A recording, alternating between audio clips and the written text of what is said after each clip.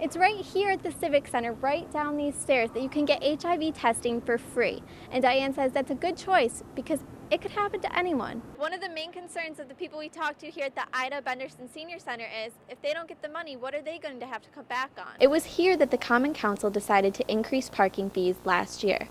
The effect is taking place this week, and some people are still unhappy that they're going to have to pay more for parking. LibTech spoke to a communications law class here at Newhouse in the classroom behind me.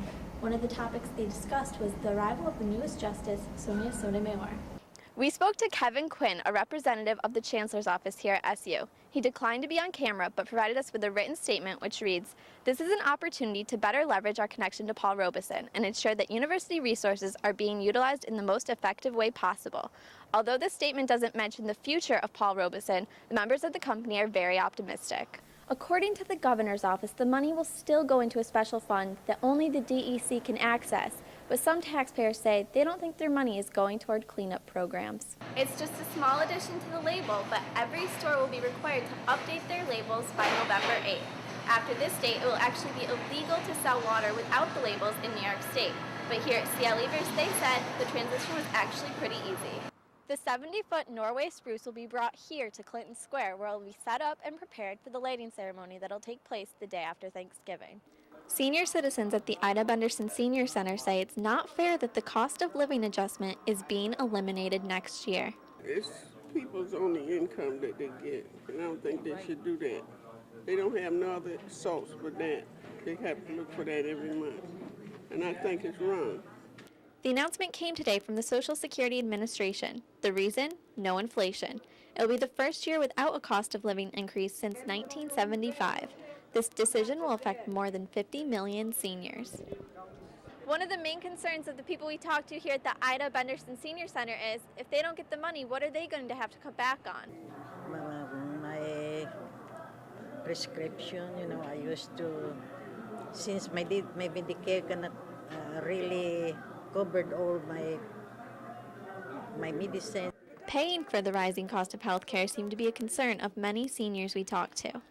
I don't see why America can't have a health care for their seniors like Canada and other countries. President Obama has asked Congress to help seniors with a $250 stimulus payment. The White House says these payments would cost $13 billion, and some seniors say they have confidence in the president. I trust him. I trust that he will see us through. Obama didn't say how the payments would be financed, so for now, seniors are left waiting. Stacey Rice, NCC News. It can happen, and it does happen every day. Diane Rothermel works at an HIV testing clinic for the Onondaga County Health Department. She thinks the reason for the recent surge of cases in the county has to do with young people seeing celebrities like Magic Johnson live with the disease. She says they think they can get HIV, take a pill, and be just fine. It's not a cure for HIV. It will prolong the life, but there's a lot of side effects and problems that are associated with those as well. So I think they're not as fearful as when the HIV/AIDS outbreak first took place.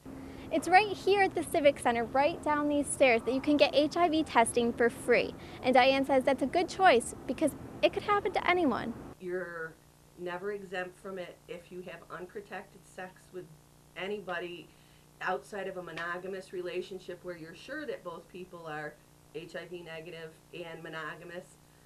You're at risk. The health department says that they're going to college campuses and places where young people hang out to try and raise awareness.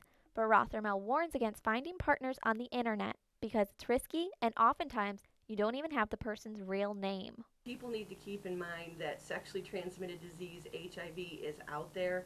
The rates are still high, and people need to know who they're having sex with and protect themselves. The $2.50 fee was supposed to go away when cleanup work on old tire dumps was complete. But now that the work is done, Governor Patterson wants to keep the fee in place. Christine Fedley is the manager of Iroquois Tire in Solvay. She believes the state is looking for anything to keep the money coming in. People are going to have to buy tires. People are keeping their cars because of the economic situations. They're not going out and buying new ones. So people are going to have to replace their tires. And this fee is a guaranteed fee. According to the governor's office, the money will still go into a special fund that only the DEC can access, but some taxpayers say they don't think their money is going toward cleanup programs. They're all one-shot gimmicks, and they don't work, and everybody's sick of it. Other drivers think the tire tax isn't that big of a deal.